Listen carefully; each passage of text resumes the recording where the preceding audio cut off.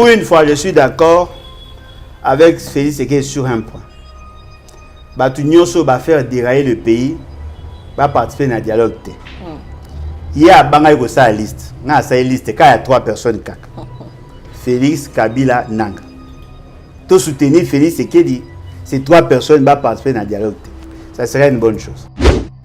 Félix Sekedi, c'est le leadership le plus mou que le Congo n'a jamais connu. Incapable de se choisir des bonnes personnes.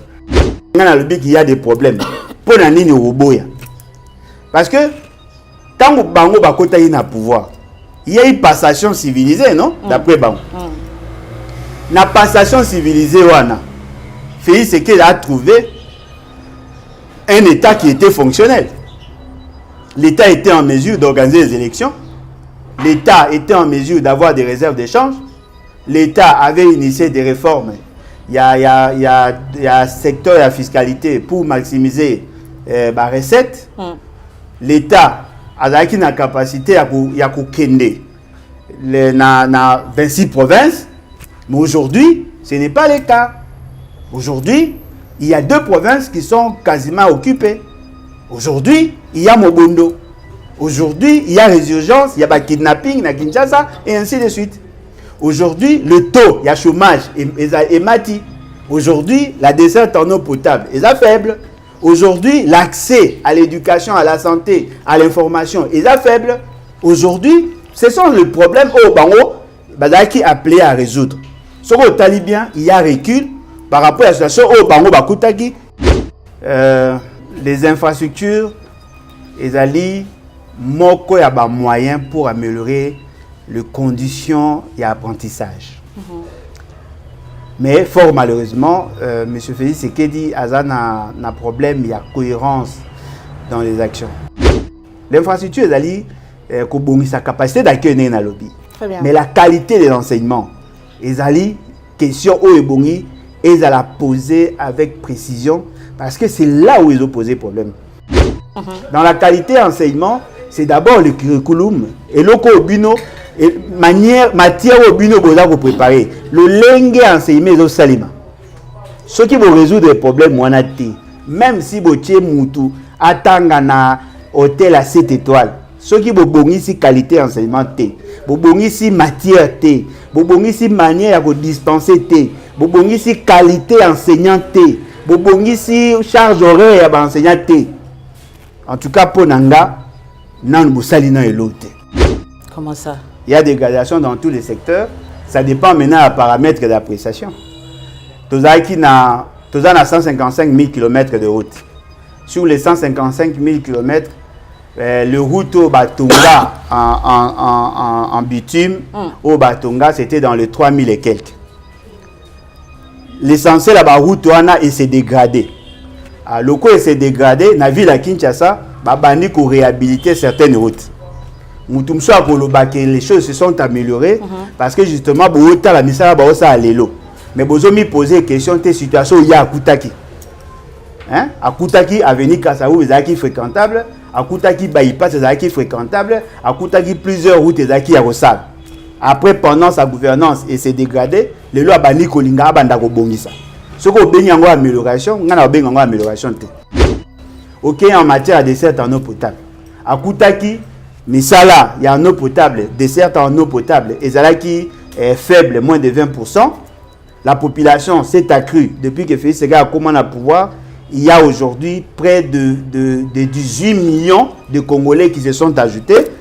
Sur l'usine à Maï et Bakisamite, ce qu'on a dit amélioration. Mais président, tu as inauguré Baïzine, moi et Belé, hein? Ouais, Baïzine, alors. Ouais, mais il y a la continuité. Ça, voilà pourquoi j'ai dit, il n'y a pas d'amélioration parce que l'augmentation, l'accroissement à des certes en eau potable, au salami, ce qu'on compare à l'accroissement à la demande, au moins il n'y a pas d'amélioration. Nous sommes robeta maboko, mais nous robeta maboko te.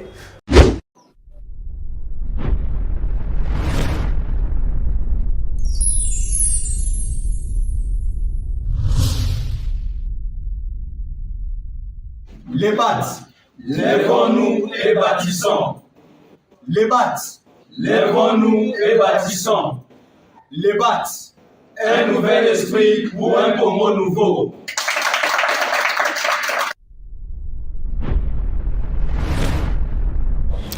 Mbote mingi bandeko balanti, bozolanda biso bongo de partout vous êtes. Je dis un grand merci à l'équipe technique qui a accompagné biso nangonga oyo toza ko accompagner bino pendant quelques minutes. Bongo tokozala na bino to moi temps ebele boyebiete tozala ki kuna na ngambo ya Kasai central bongo bisika wapi tata mokambi mboka président de la République Félix Tshisekedi Tshilombo akenda ki bon ko inaugurer université ya Kananga tolobi coup de chapeau bongo na mosala papa mokambi mboka azosala le président de la République. Alors grande ma joie de pouvoir recevoir pour vous le président du parti Lebat, bien malamu président Alain Bolodjoa na yelongo de bongo to ko accompagner bino pendant quelques minutes. Mwana mboka mbote.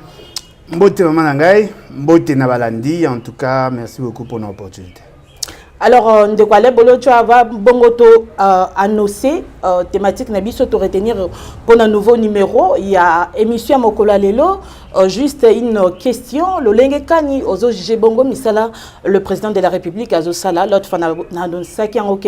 Tozala ki bongo na Congo central to kena kota la bongo mosalo asali kotonga université ya Kananga. Le lenge kani ozo ka jije en Bon, ce qui n'a jugé n'a ko jije en tant qu'initié en économie de l'éducation, en tant que psychopédagogue, qu'on apprécie en goto, qu'on tala en goté, il y a un non initié. Très bien. Les infrastructures, ils allaient moko y a des moyens pour améliorer les conditions et l'apprentissage. Mais fort malheureusement, M. Félix Tshisekedi a un problème, il y a cohérence dans les actions. C'est vrai qu'il a créé les conditions pour que Batonga un nouveau bâtiment pour nous permettre d'accueillir. Il y a un abisoto, bandeko balingi ba ça ba école supérieure. Mais la grande question, Tisgo n'a pas eu réponse. Parce que dans le processus enseignement-apprentissage, la première des questions que l'on se pose est quel type d'homme voulons-nous former? C'est-à-dire, d'abord la finalité. Tolingi toza na batu ya lolenge nini. Tolingi toza la na enseignement ndenge nini. Enseignement o ezali ba problème nango ezali nini. Quand vous tentez de répondre à ces questions, parmi la solution, il y a aussi l'infrastructure. L'infrastructure ezali sa capacité d'accueil na lobby.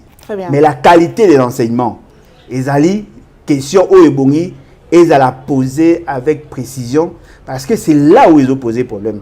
Moi malembe molo. Il y a un azolobat malembe pour les non initiés ba obeta maboko mais bateau bazali initié ba obeta maboko te parce que pour l'apprenant ce que atangi na bâtiment bien et d'aller le coup pour na yé pour atangi na bâtiment bien mais ce que longwe na université à 6 classes à bimi libanda bako apprécier yété par rapport à bâtiment à bien ya tangelaki bako apprécier par rapport à qualité y enseignement dans la qualité enseignement c'est d'abord le curriculum et loko obino et matière obino boza ko préparer le lenge enseigner au salima ce qui vont résoudre les problèmes wanati même si botie mutu atanga na hôtel à 7 étoiles ce qui vont bongisi qualité enseignement té bobongisi matière té bobongisi manière à dispenser té bobongisi qualité enseignant té bobongisi charge horaire à enseignant té en tout cas pour nanga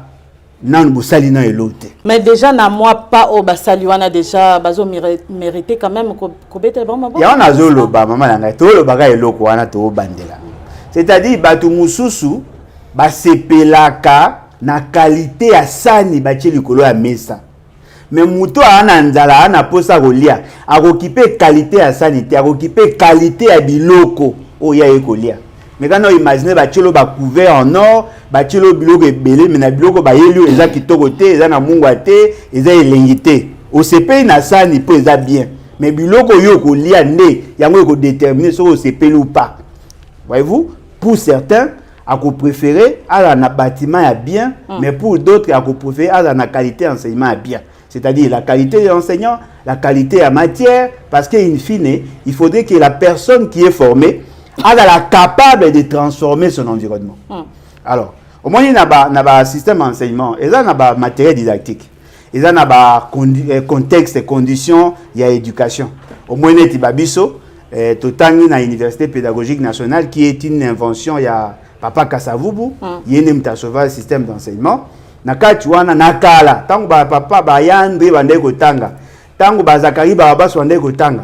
Bande kotanga na ba contexte ok, ba population étudiantine ezaki belete, ba salle ezaki na moins espace dans leur époque, bazaki na ba banc, ba climatisation monsieur bande ko ça mais au moins les salles étaient aérées. Tant que commune attend na biso et commune a problème sur population, donc avez kotanga ba conditions pinza malamute. Mais ce qui est vrai, vous avez chance à vous en enseigner bien. Mais après, biso, améliorer le cadre d'accueil. Mais l'essentiel est d'enseigner. Respecter la charge horaire, les matières ne sont pas révisées ou actualisées. Assistant, dans la salle. Ce qui veut dire que la qualité d'accueil est bonne, mais la qualité d'enseignement est comme c'est dégradé. Alors, tant qu'on a aussi sa classe, la bâtiment, la matière. Parce que ce qui est important, c'est l'input. La qualité est là au salle. Ce qui est important, pour classe oui, c'est normal. Et ça, le bâtiment. Mais en tant que spécialiste en matière d'économie de l'éducation, moi, en tant qu'initié en psychopéda, c'est la réforme du système d'enseignement. Très bien, de quoi Alain Bolodjoa. Il y a quand même des avancées dans quelques secteurs depuis le président de la République Azabone Bongona. Non, il y a des gradations dans tous les secteurs. Comment ça? Il y a des gradations dans tous les secteurs. Ça dépend maintenant des paramètres d'appréciation. Nous avons 155 000 km de route.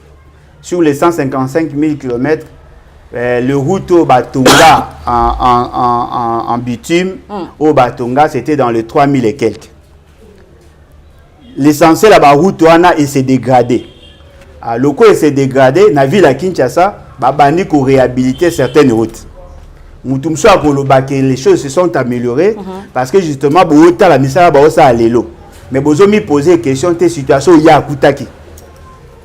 À Koutaki, avenue Kassaou, ils fréquentable. À Koutaki, bypass est fréquentable. À Koutaki, plusieurs routes sont à Rossal. Après, pendant sa gouvernance et s'est dégradé, les lois bani kolinga bandako bongisa. Ce qu'on béni en amélioration, on a béni en amélioration. Ok, en matière de dessert en eau potable. À Koutaki, Misala, il y a en eau potable, dessert en eau potable. Et ça qui est faible, moins de 20%. La population s'est accrue depuis que Félix Séga a commencé à pouvoir. Il y a aujourd'hui près de 18 millions de Congolais qui se sont ajoutés. Sur l'usine à Maï et Bakisamite, sur le amélioration. Mais président, tu as inauguré l'usine, moi, belé, hein? Oui, l'usine alors, mais il y a la continuité. Ça, voilà pourquoi j'ai dit, il n'y a pas d'amélioration parce que l'augmentation, l'accroissement a des certes en eau potable, au salami. Ce qu'on compare à l'accroissement et à la demande, au moins, il n'y a pas d'amélioration. Parce que, mais quand on imagine, dans l'exemple, dans l'exemple, Yanga, na 6. Na 6, par exemple, dans l'exemple, $100, $300 le mois. C'est-à-dire, il dépensera $10 chaque jour. Parce que moi, je suis dans 30 jours. Après, na bakisi banami ba aller. Mais na commune à $11 le jour. C'est-à-dire na commune à $330. Mouto aza maye l'été. À cause de nos conditions de vie n'angé s'améliorer pour na bakisi $30 à l'écolo. Mazo bosa na ke demande na ngape bakisa mi pour na zaki na bana 6 na comme na 8. Il faut boter na compte na ba variation nyonso wana. So ko tali na secteur moko komona dessert en eau potable est faible par rapport il y a demande réelle. Et puis, ce que l'accroissement et la demande est de manière rapide par rapport à l'accroissement et à l'offre. Ce qui veut dire que la situation s'est dégradée. Dans le secteur de la sécurité, l'insécurité base son plein. Les lots d'insécurité comme ma casse. Et j'étais même estomaqué de voir un membre de l'Union sacrée, soi-disant avocat de la République, alors que bango mutu basala ka insécurité pour que ba yiba ba téléphone ba tala kabiloko ezana 4. Voyez-vous, c'est-à-dire que l'État organise lui-même les kidnappings le vol des téléphones. Sécurité zala qui peut kaka na époque Kabila. Mais sécurité peut la rappeler l'époque à Yesut. Insécurité zala toujours, mais l'État ça va pour réguler l'insécurité. Pour ce que tu as attend à Kabila, c'est comme si na tant ba obo makimba bamba mamba na insécurité zala. Mais le lengue Félix a hérité qui azwa ki bongo pouvoir. Le lengue azwa ki bongo mboka oyo ndenge ba ndeko na biso union sacré ba na biso était le pays était dans les chaos. Pensez-vous que na moi na moi temps o sali toko kimba makolongwa na 0 toko mbala mako na 10. Oui, c'est possible. C'est possible comment le pays est en guerre, dans le secteur il y a des problèmes. Maman Nangaï. Ceux qui ont dit qu'il y avait des problèmes et qui ont dit qu'il y a des problèmes, pour la ligne au boya. Parce que quand Bango Bakota est au pouvoir, il y a une passation civilisée, non? D'après Bango. La passation civilisée, Félix Sekedi a trouvé un État qui était fonctionnel. L'État était en mesure d'organiser les élections. L'État était en mesure d'avoir des réserves d'échange. L'État avait initié des réformes. Il y a secteur de la fiscalité pour maximiser la recette. L'État a la capacité à kende dans 26 provinces. Mais aujourd'hui, ce n'est pas le cas. Aujourd'hui, il y a 2 provinces qui sont quasiment occupées. Aujourd'hui, il y a Mobondo. Aujourd'hui, il y a résurgence, il y a kidnapping à Kinshasa et ainsi de suite. Aujourd'hui, le taux, il y a chômage et mati. Aujourd'hui, la desserte en eau potable est faible. Aujourd'hui, l'accès à l'éducation, à la santé, à l'information est faible. Aujourd'hui, ce sont les problèmes au Bango qui appelé à résoudre. Ce qu'on tali bien, il y a recul par rapport à la situation au Bango Bakutaki na lelo. Ce qu'on tali situation au muto a tikela ki Bango Bokonzi. Donc lié toi avancer tozongi sousima. Toujours reculer, toujours un exemple na pesa kiyo, ya muto ana bana 6 azora $300, a combien à $330, mais a combien à bana 8. Et puis na bosani ba bengani epe na ndaku pour insolvabilité kolonda ka bakisi prix. C'est-à-dire que à combien va problème belé koleka parce que le problème au toi nango lelo ya ngonde basara Kabila longwa. Mais lelo e baki sami. Ce qui peuple aboyaka Kabila. Pour mona yike ba solution na ba problème na ezate. Emploi ezate, accès à l'eau potable ezate. Mais vous voulez pas que le président a la volonté du fait qu'il a déjà la volonté à ko Sungamboka et Kendeliboso, nous sommes déjà dans les bons. Maman Nangaï, il y a aucun la fin de son mandat. Maman Nangaï, il n'y a aucun président dans ces pays qui n'a jamais manifesté la volonté. Aucun. Bango nyonso bazalaka na volonté. Même Kabila a une volonté au Sunga RDC. Tant que vous les Ghana Félix, peut-être na vous choqué, mais tant que vous les Ghana Félix, Yebabwe. Papa Kasavubu a accédé au pouvoir. Tant accéder au pouvoir, a trouvé le problème. Au lendemain, quand il a pris le pouvoir na bango, babani ko bunisa bango. Gouvernement n'a été déstabilisé 3 mois après. Est-ce que vous voyez que tant babanda qui ba désordre et nationalisme au bazar qui ko manifester awa, ba attaquer qui, ba agresser qui ba enseignants expatriés. Les enseignants expatriés ba c'est décidé qui ba kima. Mais lui, par son génie managérial, avec ses conseillers, a initié programme et a recevé enseignement en créant l'école moyenne pour former les enseignants congolais et africains. C'est comme ça que Bassara qui peine au l'université. Il a trouvé des solutions. Dans la gouvernance, Mokonzi a trouvé la solution. Il a trouvé sa volonté. Mobutu avait la volonté. Il suffit seulement de voir autant de programmes initiés par Mobutu. Plan 80, plan quinquennal, a manifesté. A coûté près de 300 et quelques kilomètres de route. A commis à 800 et quelques kilomètres de route asphaltée.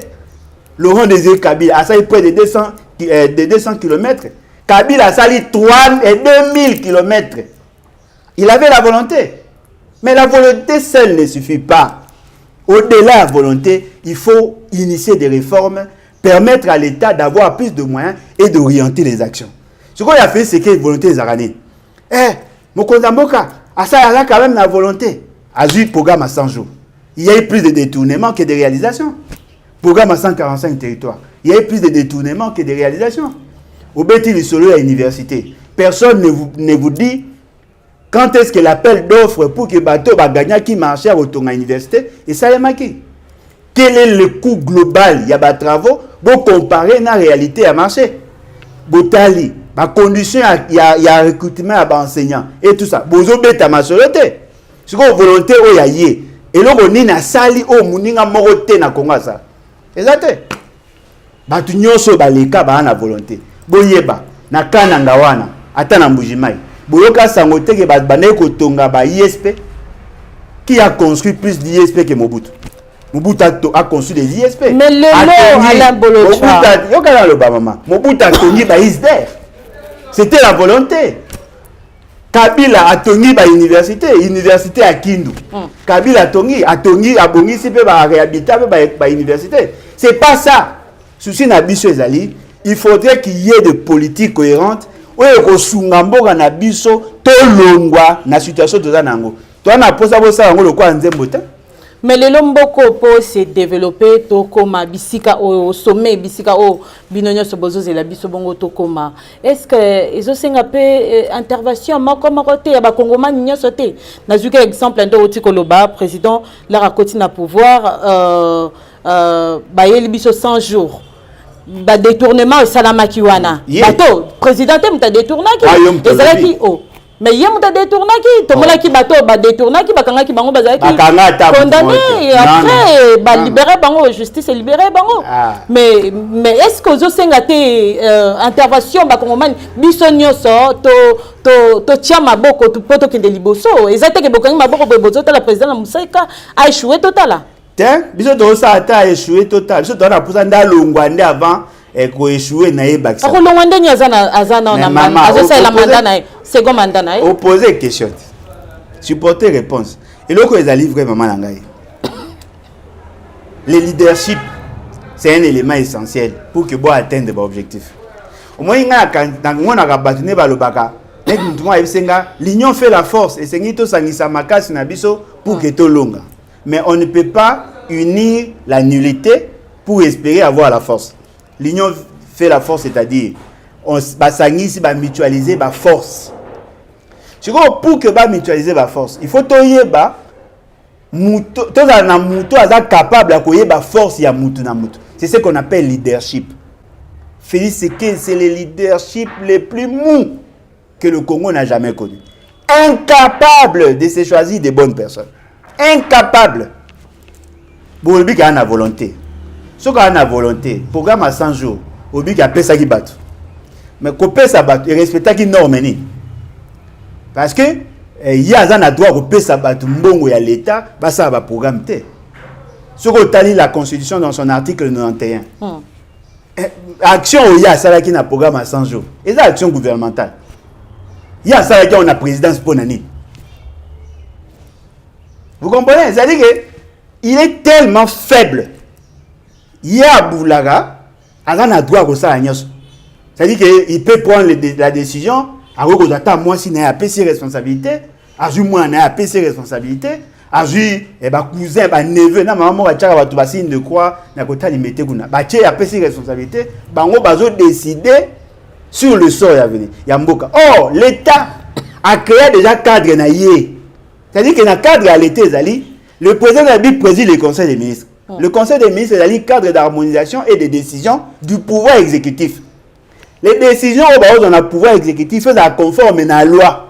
Il faut être sous-tendu par l'acceptation, la validation du Parlement. Le Parlement a payé nos budgets par rapport à l'Europe. Passation à marché, décaissement de fonds publics, il faut respecter les normes. C'est-à-dire qu'un président de la République doit travailler comme un automate. Il ne fait que ce qui est conforme à la loi. Ce qu'on bimi na loi, il y a un moyen qui va procès. Maman Nangaï, na évité ce qui mouta ébi programme à 100 jours les ganga. En tout cas, je doute fort. Sincèrement, je doute fort. Nalanda batu nyonso, mutu mota komata na 10% ya o ngaïbi. Na yo kaka bat balobaka. Oui, so obi ke procès il y a 100 jours, babi bakangaka kamé. Kamé bakanga na procès à 100 jours te. Kamé bakangaka na problème à logement et à logements sociaux. Ce n'est qu'un seul projet parmi tant d'autres. Moi, j'ai fait des conférences débats. Moi, j'ai organisé des conférences de presse. J'ai démontré Kobanabi Baneli, la conception, exécution. C'est ça mon domaine. Moi, j'ai été formé comme Moutou Azaz censé concevoir la politique publique, Moutou Azaz censé d'évaluer la gouvernance. Moi, j'ai été formé. J'ai un diplôme valide et validé par l'État congolais. Moi, je le bâtir le budget, yoka. D'abord, budget wana, programme wana, et ça m'a pour 6 mois. Il y avait des projets dans plusieurs secteurs. 244 millions de dollars pour la route. La route en terre, la route à bitumer. Bazalaki na ba école. 139 écoles. 119, il y a un programme à Matata. Na oetika ki bongaki ba parachever. Bazalaki na problème à kobongisa, comme ça la 10 de mouton. Bazalaki na problème, il y a 24 ponts, on a 20 bacs. Bazalaki na ba programme à route en terre 2217 km.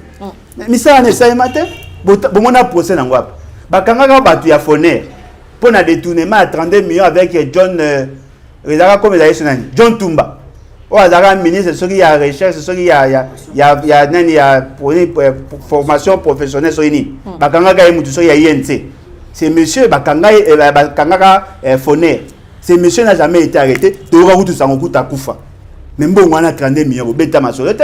Misale, salamate pour bateau, bachaki basala, misala, misale, salamate pour basalaka yango en dehors ya cadre légal. Ezate pour bachaka maboko. Baboya ki gouvernement Chibale sala parce que Félix Sekei le quoi azaka mutaba so d'humeur, le quoi Chibala na papa na eba beba na ka so ndengeni ya lobaka. Le quoi Lina Chibala aboyi Chibala a exécuté programme one. C'est ça. Et ça so d'humeur ya mutu. Mais tu perds combien? Bon belé. Na ozui na mwanda. 192 millions de dollars détournés maman. Oh mona posé nani. Ba détourna mbongo so de mutu on a 10, ba tonga 5. Nyonso so de mutu inachevé. Oh alobeli yango nani. Très bien. Ndaku 1500 logements sociaux. Et ça qui 57 millions. Ba yeko baksa sous 2000 logements sociaux pour tout ba militaire. Oh mona onani. Le président Alebolo Djaou, tu l'as tout à l'heure que le président de la République est mal entouré. Non. Non, il est mon croisant faible. Au-delà wana, il s'entoure na bata mabe po yemoka mutuma. Lelo pomboka parce que tolingi mboka ekende bongo liboso. J'espère que vous partagez même avis nangai que tolingi bison somboka ekende liboso. Lelo pomboka ekende liboso et c'est na président de la République. Abanda ko changer bongo ba animateur, toi abanda ko asimba bongo système a bouger dans le système. Alongwa. Yena longwa pour incompétence. Soka longwe système wana ekotika la kona. Soka longwe nani yo lingi ka bato bazalaki na Kabila, bazalaki na Mobutu, bazaka ti lelo c'est comme Kongo ya zara nani. Il faut appeler na mutu ya zara na. Yeba zara ministre na période de Kabila. Bobo sani papa na numara ministre du gouvernement. En fait le problème est zara nate. Problème est boy. Tout le monde a le droit d'avoir des mauvais amis. Mais aucun chef d'État n'est en droit de se choisir des mauvais collaborateurs. Parce que si on poni baninga amabe, conséquence c'est là ya vie na yo. Mais si on poni ba collaborateur amabe, c'est une conséquence sur la suite et la fonctionnalité de l'État. Si on monte amabe yo poni, pour yeba ga amabe, il faut ça combien de temps naï. Pour yeba ga amabe. Tout le monde a attend dans libala. Moi c'est azo luka libala rose hypocrite pendant le fiançailles. Mais ceux qui déjà connu que sa comportement n'est là il y a état civil il faut divorcer au lieu que on le là na bala moi ça mabe et moi ça n'a jamais mérité mais tu as quoi avancer té ezaka muto azamabe ba ko si gouvernement muto azamabe ba gouvernement té na il a problème à leadership c'est lui qui fait office du président de la République c'est un homme faible azo le ba na tchema na noté aza faible parce que a même maraba sentiment na ya bo moto dans la gouvernance. Mais bato ya mabe o izoloba entourage na mabe neti nani to ba no utanga no ba kombo neti nani poso na bito tanga ba kombo bo bagé to tanga ba kombo neti nani Mama Soumino azali deuxième personnalité na pouvoir exécutif azali chef ya gouvernement yo na no mona mabe na ete Ato lobby, ce qui fait c'est qu'il y a une atika. Ah, on dit qu'il y a non, tout dans bateau, bateau yo monaka ya mabe, mais fait c'est qu'il y a linga bango. Parce que yo osala ni polo ngala bango. Parce que le principe ya parallélisme de former les compétences et que c'est naga muto anoma ki alongo. Parce que yo olongole ndenge. Bien qu'on a pouvoir olongo la première ministre était sur le plan constitutionnel, mais on a pouvoir olongo ya ko enclencher mécanisme olongo là par rapport à ya aspect politique. Alongoli a reconduit ba ministre bazawana et belé bazawana ba ça elo té mais il y a zo CP là ce qui ba collaborateur na ba mabe ce ko bilan ezaka positif ndeni bilan ça ça le loroté wana eza conscient ba congolais faut ba comme conscient to nyonso zo ezaka likam moko ya président de la République maman na ngai congolais ata commis conscient ngana yebi que madame Soumino ne méritait même pas être premier ministre ngana conscient pardon comment elle ne méritait pas maman so yo ce qu'on pona bino bokaisi rôle ni zakani mutuda la na ministère à plan à sali musala mabe programme à 145 territoires a créé les décors pour qu'il y ait des tournements de fonds musala ça malamu te ce que bomo na gaï malamu nani la seule chose qui a milité en sa faveur c'est le fait d'être femme babimba liboso moi c'est comme premier ministre à part wana na mona atina na eta mais azawa na pas fini c'est que dalingi aujourd'hui ba te belé bazar bali yaou un incompétent né matikali pour aller à ce ça fait c'est que ba Gilwando aujourd'hui ba o nani ba mutu bitongo aza ministre de défense ce qui comme azawana aujourd'hui ba bemba wana baza ba incompétent baza belé ba paluku kaka ba discours l'essentiel ba ministre baza incompétent na cabinet a Félix Sekedi mokonzi ya CNS wana au professeur wana aza incompétent maza wana bolongo la banene po mokonzi ngo ya bino alingi bango bazala OK gouverneur wa Molali Pongyo azali po ya alingi soko boyo sanga ata soki biso to bike baza mabe yo ko bagara te mokonzi mboka ayebi po na ni atiki bango soko soka atiki bango eke biso to yaka kolela to kolela ni so peut-être soko za pour ça to zo mandoki to longola bango na makasi. Oh, très bien, merci beaucoup, Mwanamboka. Je tiens à rappeler que Azabongo, président, il a parti les battes.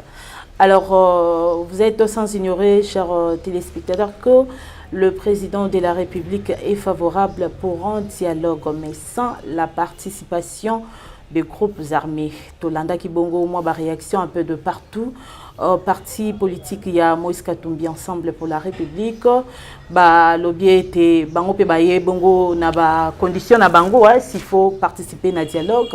Bah lobby bazo senga bongo libération, il y a ba groupes armés. Bah zape na ba condition na bango mususu to lanti moi ba parti politique moi ebelé moi ba réaction bato moi ebelé souvent les Congo pe baboyi moi ba réaction bato moi ebelé mais enfin le président de la République a bongo favorable pour na dialogue mais na condition pe na pardon na format oyo il y a 5 SCT. Alors moi Mboka Alain Bolotchoa enfin le président de la République est favorable pour un dialogue. Binope pour participer d'abord na bandana wana. Bon maman ngai d'abord il faut te que le dialogue est l'une des options constitutionnelles hein. Le dialogue est l'une des options constitutionnelles na le bango bien pour ba créer confusion. C'est-à-dire quoi? Nous avons opté pour une démocratie consensuelle. Déjà, au niveau des institutions, on a tout fait pour que l'opposition et la majorité va fonctionner en harmonie. Net au moins, par exemple, dans le Parlement, il y avait 2 postes, il y a opposition, il y a 4 bureaux, il y a Assemblée, il y a Sénat. Félix Sekedi a Kakoli et comme poste manko. C'est-à-dire qu'à chaque fois, il y a un bureau, il faut tenir compte, il y a des opposants, il y a 4 jeunes. Il y a un groupe parlementaire. Bakabola ba commission parlementaire bazotia à ce qu'ils ont. Et dans les débats l'opposition a lobby majorité a lobby c'est ça la démocratie consensuelle. Tant que bato ba opposant liboso ba pesa ki proposition à dialogue a ici ba ke na ba institution aboya ki dialogue en dehors ya ba institution bato bazwa mandoki o babunga nzela oyo baye ba proposition ba dialogue aboyi Senko a sali proposition à dialogue, aboy, et moka ndimi, moka aboy. Moi, il ne fait ses gazarades. Azara trop changeant et tout ça. Abandé kako boya, est-ce que tu as dit ma proposition à 5 ans et c'est ça? Si, Andima la tine, on va les feuilles de route. Baya kanango. Bayaka nango me kondima boy kana Maman andimaki na bato Senko ba travailler ba harmoniser point de vue ba PC. Félix Sekei est changeant. Siko ba environnement est sali que le lot andimi. Mais yoka siko esika oyo tozomona la faiblesse de l'homme, il dit oui, nandimi to ke na dialogue, mais to la dialogue na format au bino tubo lo baté, to la dialogue et aux organisé par les institutions. Biso moko to yeba nana kozala to boyi bato basala makambo boye to ngesa mape ko sa makati ya Congo. Mais c'est lui le président, il y a des fois décidé. Ya zo ba nayot. Ce manque d'intelligence là les ont poussé bato mususu ba douter sur les aptitudes de l'homme. Maman nangai. Yo boyaki ondimi. Andimi le dialogue pour nani. Parce qu'il se sent en position de faiblesse. Siko bato bazana capable ya ko faire fléchir yo tile ba message bi nandimi dialogue mais bosa dialogue na format nanga. Soko zaka ta makasi. Zaka loko anga le loboé na ki ko obligé ba kole asala likambo. Ba ko poser question. Oui, soka boyi wana force nini ya ko obligé asala oyo lingi. Pour ngana ba kole to na niveau monté. Donc bandeko basimbi Minduki baza plus fort que le président. Soki baza ki plus fort te fait c'est qu'il y a dialogue na bango ta. Mais président le bibe trop de dialogue mais na bango te. Oh, ya le bibe ke dialogue na bango te. Alors bien que bateau va bomi bateau ne va kenete. Yenda lobi ke bateau wana. Mais na liste ya bateau il faut ba kenete. Félix Sekei en fait partie. Yemoko kende pe dialogue. Félix Sekei en dialogue te nanga okete Kabila okete. Po ba onde ba critère ya poser. Bango na bango misat. Alors Félix abomi batu nani. Bongo siko nanga bomi batu nani. Po ngitoke na ba. Mais nanga nana ebite ke nanga sima Minduka bomba ma. Bon qui vous dit que Félix Sekei sima Minduki te. Félix Sekei pas sima Minduki. Mais démontrer. Non, démontrer nini po yemo mtape si critère. Tant ba kendaki na Goma ba bomi ba wazalendo na Goma, plus de 150 personnes à garde républicaine. Ba msu ba yo po boma kita yango. Ba we po ba na ke ba wazalendo ba bomeza yo. O ba armée ba militaire ba osala mabeza yo. Ba ko pesa peka ba raison. Siko yo que no dialoguer na bato ba na même philosophie. Mais ça ga Congrès ya union sacrée. Benga ba mbata, ba Germain Kadimbilnga, obengi ba Willy ba Konga, wa Tshisekedi, obengi ba tuniso tona, bo fani na bango ensemble, bo sali dialogue na bino na cadre Congrès, ya union sacrée, bo zu ba résolution parce que tant que les autres là, oyo ba na puissance ya kolongola yo, ba ko se retrouver te bitumbe et continuer. Parce que bo sala dialogue pour que ça ni. Ba Congolais ba simbi Minduki te to monine si président Lebolo, tu vois, Bozé Belé, Martin Fayoulou, Bozé Belé, Moïse mais quand même, il faut participer à dialogue. Oui, on a conférence avec ce qui n'a classe avec ce qui est dans la liste à bateau yo boy. N'a classe avec la liste à bateau boy. Ne pensez pas que bino na biso to na conception moko. Pour nanga 3 personnes, Félix Sekei Kabila nanga. Bato na misa baza na dialogue te. Ce qui président aux ana dialogue tes ana initiative ya nani. Oh, mais qu'on appelle l'initiative et qu'on appelle l'initiative bato ba olongola yete. Ce qui ba longoli, muto oya na dialogue, quoi appelle na dialogue. C'est clair. Ce qu'on a posé un changement, boutique à complaisance dans le raisonnement. Ce n'est pas à Félix Sekei de décider le comment, le quand et tout ça. Mais c'est lui le président. On a une fois décidé. On a une fois décidé, président. Il faut pas ceux qui ont posé un dialogue, ils doivent, faut pas là. Et la décision consensuelle. Il faudrait que toutes les parties soient d'accord. Dialogue aux Angatines, donc dialogue on a apporter l'autre côté. Et quoi apporter l'autre côté pour le peuple. Et quoi apporter l'autre pour les politiciens. Félix Sekei n'a pas respecté les accords assignés à Batou en violation de nos lois. Batou a besoin de pression pour qu'Andi Marocain ait un dialogue, harmoniser leur point de vue, basons en un format où va violer qui me de tout ensemble. Et ça, pour Nanga Antinata, pour Nanga, ceux qui vont poser au sein dialogue, pour ça mon Goma.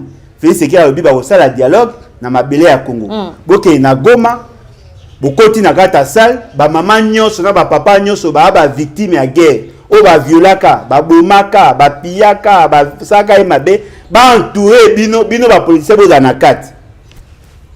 Siko soki bozui décision à sima, ba tuana bazaki ba victime, ba ndima eloko wana. En ce moment bi lokola ba victime ba ndimi ngape na ndimi.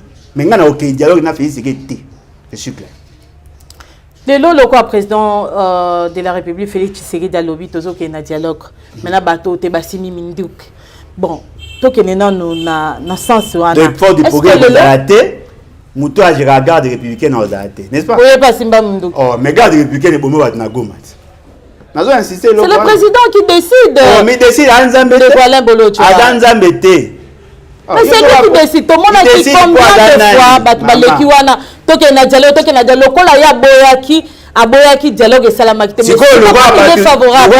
Pour Nzambe. Mais c'est lui le président. Après Nzambe, c'est lui. Oui, après Nzambe, c'est le peuple. Si on a fait, c'est qu'il y a un monde de Superman. Une question de curiosité. Vous avez un problème personnel, là, Félix Tshisekedi? Non, c'est lui qui a un problème personnel avec moi. Il vous connaît? Un problème. Quand on a chômé, moi, on a maçonné.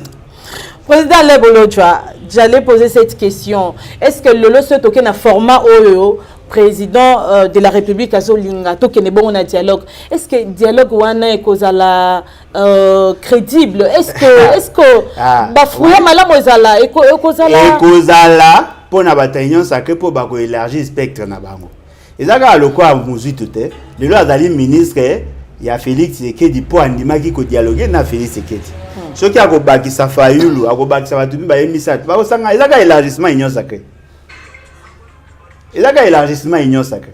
Donc il faut apporter le côté. Maman, les rapports de force indéco déterminer qui doit décider en dernier ressort. Ce que osangani na Fayulu, osangani na ba prince pengi na bato balinga dialogue wana. Boke bo dialoguer na bango. Makambo obino bobi boke ni dialogue érotique à l'entier. Bato wana soki ba na capacité à ko avancer, ba ko avancer. Soki pe ba na capacité à ko renverser pouvoir, ba ko renverser.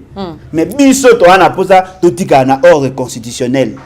Na ordre constitutionnel pour que totika na ordre constitutionnel, il faut balongola Félix Kabila nanga. Bato wana misatu balongwa. Soki totika le Félix Isundenge ni. Ma ba kolongola ye article 64 ezali, article 75 ezali, article 167 ezali. Ya constitution. Ezali. Ah ozoboya dialogue tokena dialogue wana ceux qui battent naza membre ya union sacrée te na oui naza membre ya union sacrée te na oui ce sont des enfants naza membre ya union sacrée te na oui vous convoqué na mutoka Félix Tshisekedi te. Je suis clair. Na membre ya union sacrée te na oui kondima mwa muke so eza basango ku na douter bon na Félix Tshisekedi na okene. Na membre ya union sacrée te. Mais to occupé na format basango te 5 SCT. Bo benga bino ba tenyo sacré okene. Na concerné ta. Na ke dialogue na Félix Tshisekedi banonde. Ngam na omoni ka otrahi mboka. E banonde nini na ke na. Mais dialogue likolo bani ndeko Lembolo twa. Bo vandi oyebisi Félix Tshisekedi ndeza boy. Ngala linga kote po sala ka boy. C'est ça que ça olinga. Alors, to dialoguer to yokani pona makambo etonyoka. Na o surprendre siko. Na linga Félix Tshisekedi. Et apparemment, je suis le seul à Lingaray. Ok. On dit qu'un homme n'a Lingaray, c'est qu'il n'a pas beaucoup. Parce que ça, na Bolingare te binonyos. Pour moi, le belake vérité. Quand na le belake vérité, na Lingaray ça l'erreur. Na ibisa ye banda ka papa longwa pona omona nengoza o jouer rôle la présidente. Mutaliboso ibisa ya démissionner ezanga. Na Lingaray c'est que na nenga solo na Lingaray. Pour Linga na beta basolo bolingo. Na Lingaray mingi, a mutu malamu, aza tout. Mais na Lingaranda za la présidente. C'est ça. Donc pour la bino ils ont mérité. Yo mo lobi déjà kaza à sala toi dans l'entourage, il y a mabe pour mourir et connaître l'état. Ça ne sert à rien. Lokola oza contre pour na dialogue oza porté pour na dialogue donc pour na yo dialogue zo le belé le retour lingi ku te to kene na dialogue. Dialogue est nécessaire. C'est nécessaire, mais dialogue à moi fait un dialogue sincère. Nécessité oui, sincérité surtout. Dialogue on a ndimi. Et ça dialogue yo, batu nyonso ba participer na dialogue, ba sanctionner na bateau ba faire dérailler le pays. C'est-à-dire Kabila Zate et puis Nanga Zate, na Félix Tshisekedi dans abino. Mais Félix Tshisekedi c'est lui le président de quoi la après peut relongwa te na pe so ba article là. OK. Ce qui bango bazate, balongwe bango nyonso wana. Muto akosala intérim. Ako ko convoquer un dialogue. Na dialogue wana et koza dialogue pour que batba moise ba point de vue. Le quoi Kabila kozate, FCC ko kozala. Batindi bat na bango maele baye. le quoi bakuya na kuna ba FC soki M23 moyenanga kozala te ba Bertrand Bisimwa yo konso ba kozala te ba oti na mutu mo mi balé baye ba sololi. En ce moment là on sanctionne bateau bazaki à la base il y a problème et to fanis ko to harmoniser pour éviter à ce que to retomber na yango en respectant l'ordre en respectant l'ordre constitutionnel. C'est ce que moi je ne veux pas. Bon il y a beaucoup ça c'était nanga za na posa changer constitution. Fait ce qui a na posa changer constitution. To yo kanata o kuna zuma ndoki pour renverser Félix Sekedi. Félix Sekedi a saïba élection mabe pour atika na pouvoir. Biloko nga zo bundisa nde yango wana. Nga ko yiko ndima te na mboko place nga na za bitumbo nyo tout to sali to sacrifier jeunesse na biso. To mona mutu mo bozu bokonzi na nko ozo lingo sa marambo yo. Bokonzi na nko bazo rondeni bokonzi na nko bazo roke boke na nzela ba élection ba congolais ba voter bino c'est ça bokonzi na nko bazo bela. Nele to za le loi. Ozi na yite so ozana bon. Na boyo koloba on peut va comprendre mabe. Aujourd'hui maman na yo au PCA a organisé l'élection. Aujourd'hui papa na yo au PCA a confirmé ba résultat. Aujourd'hui cousin na yo au PCA ça c'est-à-dire nga na fani bona ndimi na ke na compétition o yo za na maîtrise ya nyonso. Ya tie mokonza ku constitutionnel ye, a tie mokonza seni ye, a tie ba sep ya seni ye, asali nyonso ye, a pesi loi ye, asali nyonso ye, akaboli ba machine. Moutafani va moni tata vous venez de recevoir 3000 voix. Un peu ça là. Élection et élection hein? Non. Félix Sekedi n'a pas été élu. Le quoi a été élu nga na contestera na légitimité na légalité na yé. Alors ceux qui vous kalisa nga na esprit na nga za président, vous vous trompez et je ne suis pas le seul. Ba to bazé be ba ondi ma Félix Sekedi. Ce qu'on mona tindi dialogue wana pour ayebi que Alain Bolodja lobaka.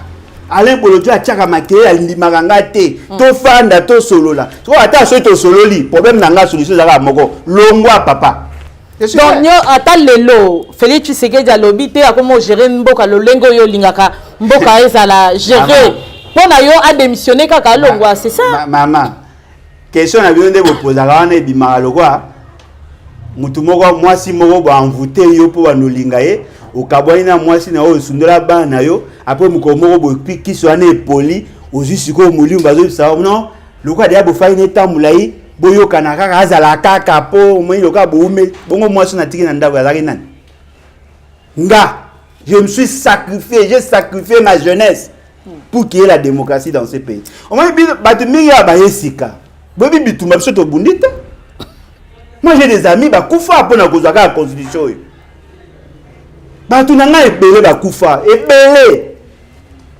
biso ba beta biso ba masasi poto za to comme na niveau tozali poto zonga na ordre to comme na ordre constitutionnel. Moi j'ai sacrifié ma jeunesse. J'avais quel âge? J'étais dans le 23 ans 24 ans. Je me suis sacrifié pour ce pays. Boyi ba sacrifice nga ba longola nga ba misala na longa ba misala ba boyela nga misala pona o combattre bateau aller na pouvoir tout en étant membre. On dépose à la jeune aux alara opposants. Yo opposition ba na zalaka pe na pouvoir mais pouvoir nde boya ko pesa nga poste de po na bande ko bundisa gouvernance. Nous sommes battus. Moi j'ai commencé la politique dans l'opposition. Biso ne to bunda pour la constitution. Na ko lingate combat batu nyoso basaki parce que tant va musu ba bina ba mbembe ba osakana. Biso dans sa politique. En 2002 j'avais quel âge? On s'est battu pour avoir cette constitution. Boto sata combat na biso bo ko yaba mbama bote bo bebi sanyo to lobaki le président na mando kité to lobaka yango to lobaka déjà que mutakoza bokonzi na mando kité to lobaka mutakoza bokonzi en dehors ya peuple té to lobaka yango soki bo to sango te na ko telemela bino même si vous allez ko mangana liwa na ko telemela bino. Jamais n'a supporter muto azu bokonzi ya mabe, jamais n'a supporter muto ngaza bokonzi na mandoki, jamais. Par respect à combat nanga. Na ko ndima to fandi bozu mandoki ou bien na différence que azo bokonzi na mandoki grâce Kabila. Azo bokonzi na mandoki ndeni. Azo bokonzi na mandoki mama Ozo ko ni na mutaba ko. Petit peuple s'il vous plaît. Petit peuple ba ko retirer mboka te. Mama nanga yoka boy. Quand tout ça l'élection jour ça quand élection en 2018 mboule betaka tout ça l'élection bah tu vas voter Kabila moni résultat. Habité. Ce qui n'a pas fait, il y a des gens makasi. Avant de kangabiso. Tout le monde est malléable. Ba bengi fait sekedi. Il y a un chauffeur qui dit ba yokani na 5 ans. Donc ça confirmer le bato la muka baloba ke fa lunde mutaganya ka bele. Comment ça va affirmer tes akande boye. Fait ce que payer mo inconsciemment aloba. Hein? Aloba ngo ba yakande pona au chauffeur kiti.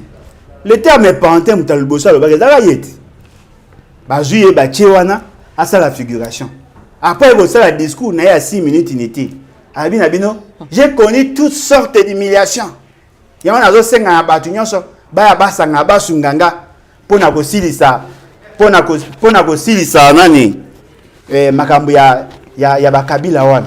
Nde ba yeko sala ba aventure na bango avec la corruption na ba danier safu na ba nyonso wana ba o nyonso ba zaki na ba pesi ba jeep na ba mbongo yango esali ke Félix Tika na pouvoir. Mais ça c'est pas mon combat. Comment na biso ezali mutu nyonso azonga na se ya mibeko. La constitution doit être protégée, la constitution doit être défendue.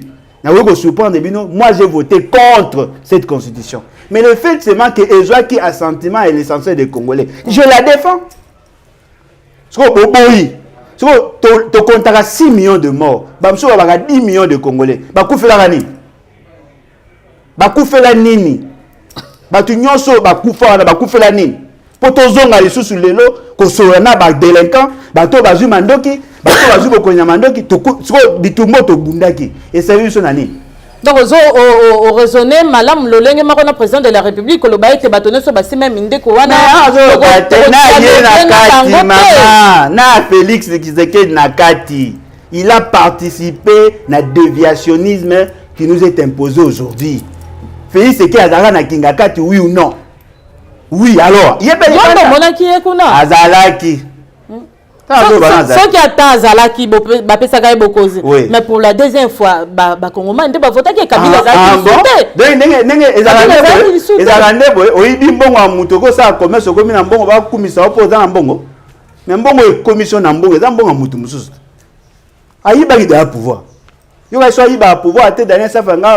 on va distribuer des jeeps. Il a promis les jeeps, on peut la jeep.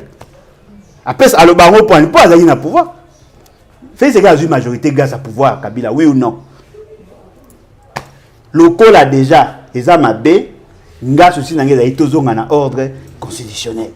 Ceux qui ont un ordre constitutionnel. Mais le président respectera la constitution, n'est-ce pas? Il y a une constitution, il faut pas sur la loi, il y a une constitution, il y a IDPS. Débat constitution, c'est les gars qui vont faire le changement. C'est les gars qui ont et les gars ils ponnent nani. Mais on a fait ce que maman, on a un lengue. Fait ce que na lukuta wa bota mamukomo. O respecta fait on dit maman fait ce que aloba. Na dit maman na eta. Nyoso ya loba wa na ngo kanasi. Voilà. Très bien, merci beaucoup Molamboka. Alain Bolo, tu vois, voilà, toujours chuté petit à petit une question, il y a curiosité. Président Alain Bolo, tu vois, vous avez pour un changement, au lingi bon changement, Namboka Nabiso? Na otu goloba na sali depuis 2002 na mené combat à changement, un changement radical. En tout cas, na évité ceux qui à part nga osokuta na mutalinga à changement. Le seul politicien azaka, il est prêt à accepter les changements même ceux qui n'étaient pas mutumsu ezaka. Nga linga à changement. Je ne mets pas pour les changements. À part critique pour le moment parce que tu as dit que yo télémélara bongo bokonzia ya Félix Antoine Tshisekedi Tshilombo. La gestion naie tout ça voilà. À part critique et le ronino salaka pomboka et kende liboso. Batumsu ata o lo bana ko za aux affaires té. Mais tout le monde a batumsu za aux affaires té mais à sangsaka bajen na salaka boison sarabo. Ko sangsaka bajen à sarabo c'est-à-dire il faut la clair. Muto azolo bakira tozonga na ordre constitutionnel eza proposition té. Ko sangsaka bajen c'est-à-dire moi, je vais à foutre un impôt. À foutre la taxe. Tant que tu as IDPS, tu as union sacrée, tu as bimate pour une assurance, une vignette. Tu as bimate. Pour un na foutre na foutre. Balogate na pas foutre. Sur Boy Bisanga. Vous pensez que vous êtes mieux que moi en quoi? na futaka nyonso wana pona nini parce que na posa ko contribuer. J'ai participé na ba étude de sama na mboko net ba pinya où il y a plan national d'investissement agricole. J'ai y participé na sala ba conception ya ba projet net ba programme ya 145 territoires zaka yanga bien que ba saila na ninga mabe. J'ai y participé, je participe. Programme 145 territoires zaki ayo? Si. Ezaka ngam na zoka initiative en au cas. Et comment na go comme d'habitude. Bayiba ko comment ko leka na média. Na leka na média na exposar. Bayiba comme d'habitude. Bayiba kaka. Bana oyiba bandaka. Mutu akosa na kombo. Bayiba kaka.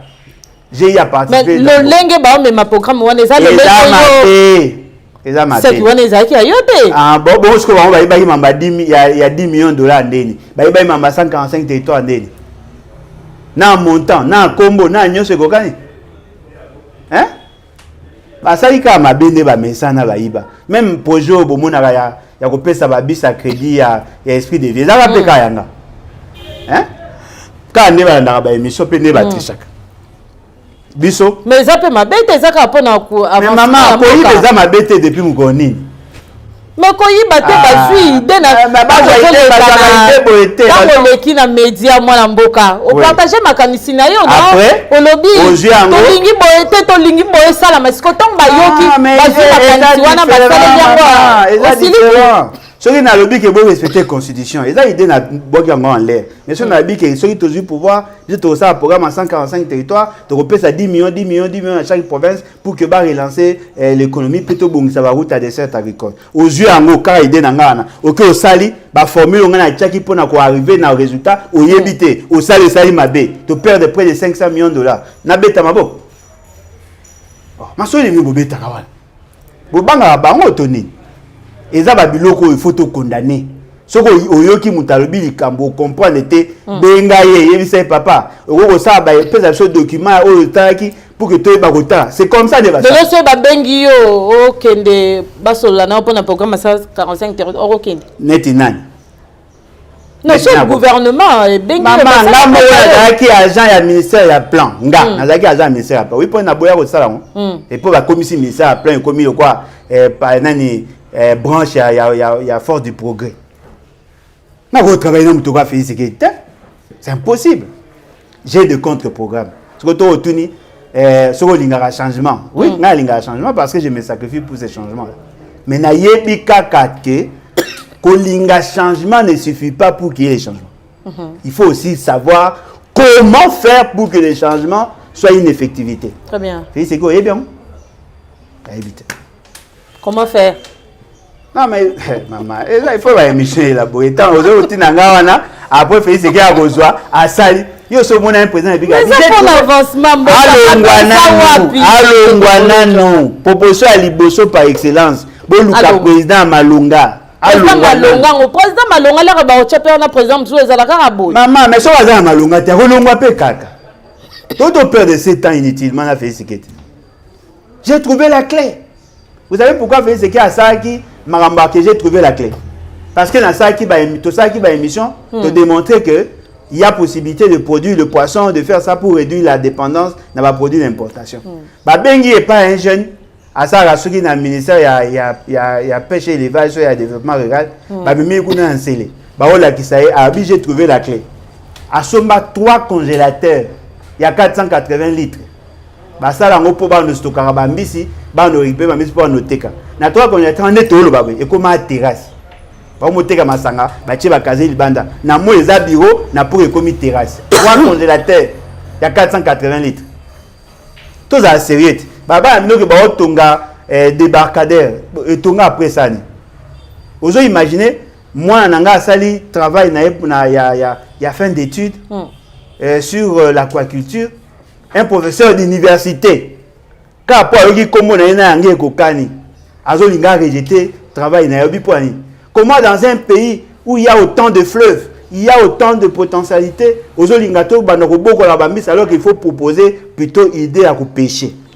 Bon Dieu. Mais comment mutawe zala aussi insignifiant scientifiquement être professeur d'université? Pouvez-vous nous donner la certification? Il y a quantité à mbisi dans mboka na biso. En quantité et en qualité. Il faut tout ça la pêche. Que ça la pêche ne va rien résoudre dans ces pays. Il faudrait toujours développer le moyen alternatif pour renforcer davantage notre capacité en produits halieutiques. Moi, j'ai démontré ça. Mais le jour où Israël Mutombo, Mutabosolo, a bengi jeune wana leka na TV. Abandi ko expliquer ndenge likambango ça maman nga fait ata kufi abandeli ko botama. Akozaka jamais un président sérieux dans ce pays. Jamais. Ozala jamais président. Un président sérieux, impossible. Impossible. Vous croyez sans étude de faisabilité. Vous croyez à un discours sans étude. Est-ce que vous passe tous à la formé pour être économiste, surtout en matière de développement? On va commencer à produire des poissons. Vous commis là-bas, estimation. Mais bon Dieu, vous pensez que ce qui me dit c'est l'arapé belé dans le fleuve Congo, on est Bukansa. Vous avez sentir, vous avez c'est coup en AVS. Mais ce qui me dit c'est coup en AVS. Vous avez un cycle, il y a beaucoup en Bango. Mais ce qui me dit c'est Koufi. À émerger, à bimarat, à reflotter. Mais il n'y a pas de retour dans la bambisi, à Koufi pour AVS. Bon, mon angwa. Boyeba que ceux qui vont maîtriser question à Congo T, et on a le baga connaître pour mieux servir. Mouto a yebi Congo T. Pour Nanga, c'est un inculte. Il ne mérite pas être président. Voilà. Merci beaucoup, Président Alain Bolochwa. Voilà, Bandeko Balanti, to komi bongo na suka, il y a émission à Mokolo Alelo, na rappelé que na Mbela Kibino, Président Alain Bolochwa, Zabongo, président na parti politique, les bat, au Bazabongo Nangambouya, opposition, na Yelongo, to le Beli Bongo, to Beti Bongo Masolo à dialogue au président de la République, à Zabongo favorable pour na dialogue. Alors, Président Alain Bolochwa, côté la Bongo caméra na yo, Malobani nya suko, Sengeli Lina Bakongomani, Bongo va retenir. Pour une fois, je suis d'accord avec Félix Sekei sur un point. Batunyoso va faire dérailler le pays, va participer dans le dialogue. Il y a Bangaï ko sa liste. Na sa liste quand il y a 3 personnes kak. Félix, Kabila, Nanga. Tout soutenir Félix Sekei dit ces 3 personnes vont participer dans le dialogue. Ça serait une bonne chose. Merci. Merci beaucoup. Alors ça n'est fini pour aujourd'hui. On se verra prochainement. Je dis un grand merci Nande Konabiso. Wazabongo na sima ya caméra. Starly, voilà. Tout le monde a bon on a sima pour un nouveau numéro. Portez-vous bien. Merci beaucoup.